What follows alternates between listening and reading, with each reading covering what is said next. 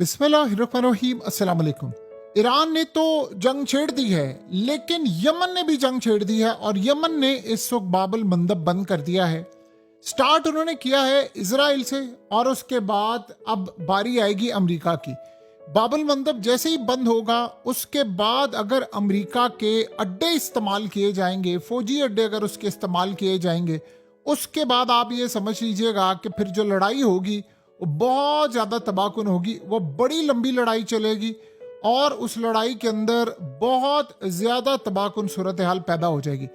यानी ये वो स्नैरियो इस वक्त होने के लिए जा रहा है कि जो क्लियरली इंडिकेट करेगा कि आने वाले वक्त में अब हालात किस जानिब जाने वाले हैं। देखिए, यमन का बाबुल मंदब बंद करने का मतलब है तेल की कीमतें अब आसमान पर जाएंगी। उसके बाद अब अमेरिका को क्लियरली, यानी आज ईरान ने कहा है कि इसराइल अमेरिका की इजाज़त के बगैर खित्ते में कोई हरकत नहीं कर सकता। जो कुछ भी हुआ है इसका जिम्मेदार अमेरिका है। उन्होंने कहा क्लियरली अमेरिका, ये जो हमें आप कहानियां करवा रहे हैं ना कि वो ट्रम्प कह रहा है मैं तो शामिल नहीं था, good cop bad cop policy, ये नहीं चलेगी। ये बात आप ज़हन में रखिएगा, ये किसी सूरत नहीं होगा। उन्होंने कहा कि अब अमेरिका और इजराइल को 9 मार्च के मुकाबले में ज़्यादा तगड़ा जवाब दिया जाएगा और उसके बाद उनको ज़्यादातर तबाहकुन सूरत हाल में पूरी तरह लेकर जाएंगे। उन्होंने कहा कि इसराइल ने तेल सनतों और गैर फौजी अहदाफ, यानी हमारी पहले मिलिट्री के अलावा दीगर जगहों पर भी अटैक करना शुरू कर दिया। ये बड़ा खतरनाक खेल है। अब ये अटैक होता है तो हम फिर अटैक करेंगे और हमें अमेरिका आकर ये कहानियां ना सुनाए कि हम इस हमले में शामिल नहीं थे। पूरी तरह अमेरिका इस हमले में शामिल था और इस सूरत हाल के अंदर हम तबाही मचाएंगे। देखिए, ईरान ने अटैक किया, इसराइल के बेन गुरियन एयरपोर्ट पर इमरजेंसी नाफिज हो गई है और ऑपरेशन इस वक्त तमाम के तमाम रोक दिए गए। हंगामी मंसूबा इस वक्त तैयार है। ईरानी मिसाइलों से इसराइल ने जिन जिन इलाकों पर कब्जा किया हुआ है वहां पर मुकम्मल तौर पर तबाही है। अब यमन ने जब कहा है कि जी हमने इसराइल से शुरुआत करेंगे, तो उन्होंने बाकी ममालिक को भी पैगाम दे दिया है कि अगर कोई भी हमारी राह के अंदर आया तो हम उसको छोड़ेंगे नहीं। ये बात बड़ी क्लियर हो गई है कि कोई भी अगर हमारी राह में आने की किसी ने कोशिश की तो हम उसको किसी सूरत नहीं छोड़ेंगे। देखिए, सबसे बड़ा अमेरिका के लिए चैलेंज ये बना हुआ है कि इस पूरी की पूरी लड़ाई के अंदर उसको ये बात हजम ही नहीं हो पा रही कि ये मामला है क्या, ये किस तरफ जाएगा, सूरत हाल क्या पैदा होगी। अमेरिका जिस लड़ाई को लड़ना चाह रहा है वो लड़ाई असल में बहुत ज़्यादा खतरनाक है और ईरान असल में ये कह रहा है कि हम इस कहानी को मानने को कतन तैयार नहीं है कि आप जो हमें ये कहानियाँ सुनाते फिर रहे हैं कि जी वो ईरान इसमें शामिल था तो फिर फलाना हो गया हमला, ये शामिल था। हम किसी सूरत किसी को तस्लीम करने को तैयार नहीं है।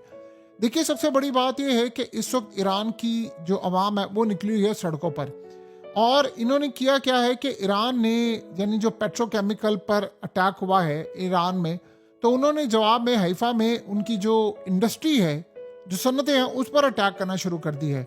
यानी उन्होंने कहा कि अब तेल की ऑयल रिफाइनरीज हो या दीगर चीज़ें हो, अब फिर खतरनाक सूरत हाल होगी तो फिर हम तबाही की तरफ जाएंगे।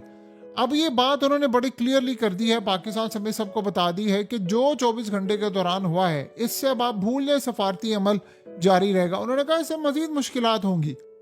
देखिए, ये जो स्नैरियो है ये तो बड़ा क्लियरली नज़र आ रहा है कि वाकई ये एक तबाही की तरफ जाने वाला मामला है और अमेरिका इस खेल को जितना डीपली ले जाना चाहता है, जितना ख़तरनाक तरीके से लेकर जाना चाहता है, वो उस सूरत हाल में इस लेवल पर नहीं ले जा पाएगा, क्योंकि वो ये समझ रहे हैं कि इस दफ़ा हम पीछे हटें, हम इसराइल को कहें।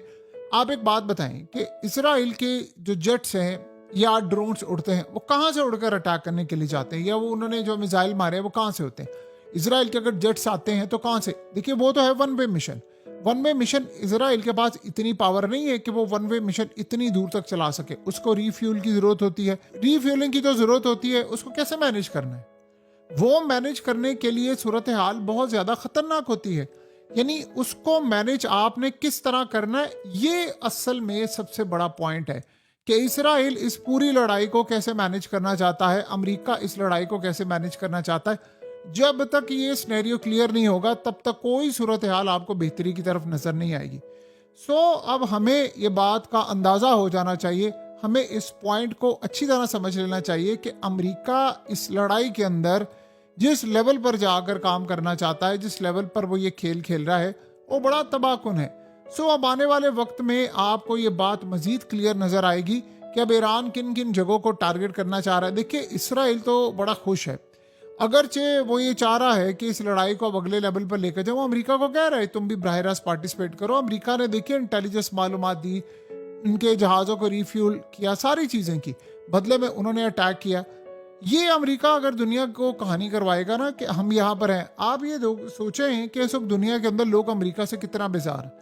आज south Korea, China, Hong Kong, India, London session open, सारी जगह क्रैश हो रहा है।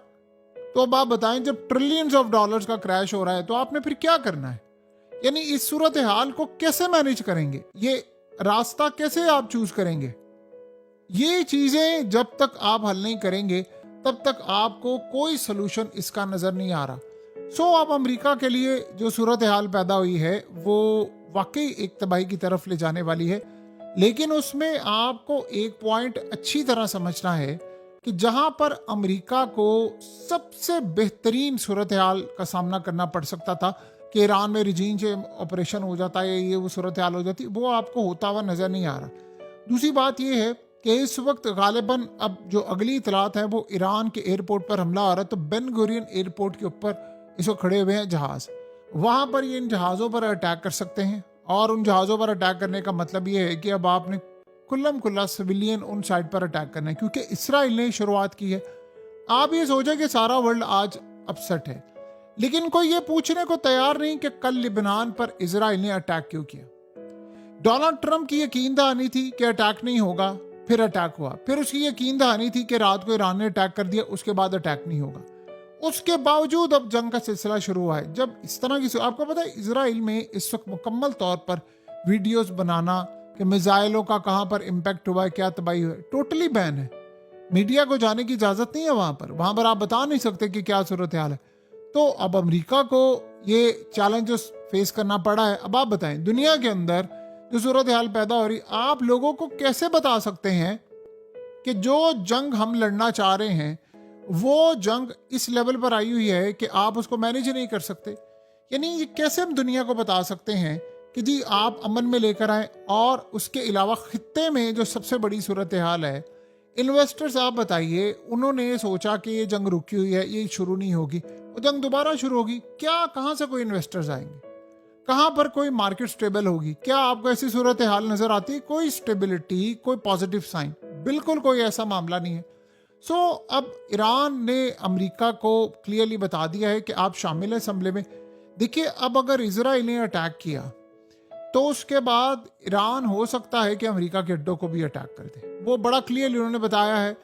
आप इमेजिन करें एक मिनट के लिए अमेरिका के अड्डे इस खत्ते से फारिग कर दें, उसके बाद क्या बचेगा? इसराइल अटैक कर सकता है? उनकी जुर्रत नहीं है कि वो अटैक कर सके, क्योंकि अगर आप सोचो उनके जहाज जाने हैं तो वन वे मिशन होगा। वन वे मिशन के बाद आप क्या समझते हैं कि उनको किसने रिफ्यूल करना है?